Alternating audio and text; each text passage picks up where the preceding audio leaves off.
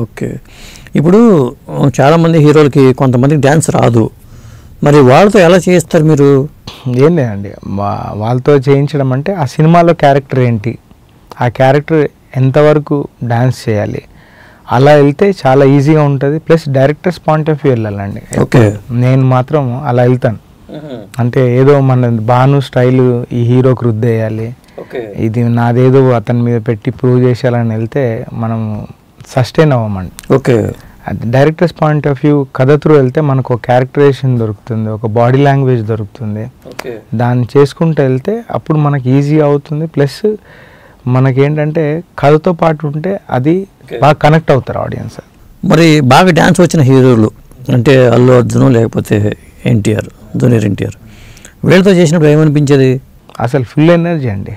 అన్డౌటెడ్గా వాళ్ళకి చేస్తుంటే అందరు ఆడియన్స్ ఎక్స్పెక్టేషన్స్ హై ఉంటాయి. వాళ్ళకి ఏదో సపరేట్ మూమెంట్స్ ఇవ్వాలి, ఎందుకంటే ఫ్యాన్ మూమెంట్ ఉంటుంది కదండి. వాడు పాట చూసేటప్పుడు విజిలేయాలనిపిస్తుంది, ఎగిరి గంతేయాలనిపిస్తుంది. అలాంటి మూమెంట్స్ మనం క్రియేట్ చేయగలిగితే గ్రేట్. వాళ్ళతో హై ఎనర్జీ అండి. ఓకే. వాళ్ళందరూ ఫుల్లీ ఫోకస్డ్ సార్. ఏంటంటే డ్యాన్స్ అన్నా ఏదన్నా హార్డ్ వర్క్ చేసి వాళ్ళ ఫ్యాన్స్కి ఏం కావాలో మోర్ క్లారిటీ ఉన్న హీరోస్ వాళ్ళు. ఓకే. వాళ్ళు కూడా రిహార్సల్స్ ఏమైనా ఉంటాయా స్టార్టింగ్లో? ఉంటాయండి. జస్ట్ ఎన్టీఆర్ గారు అయితే చేయలేదు, బన్నీ గారు బాగా స్టైల్ కోసం ఆయన బాగా రిహార్సల్ చేస్తారండి. స్టైల్ కోసం అంటే డాన్స్ చేయడం కాదు, ఒక్కొక్క సాంగ్కి వేరియేషన్ ఉండాలి. ఓకే.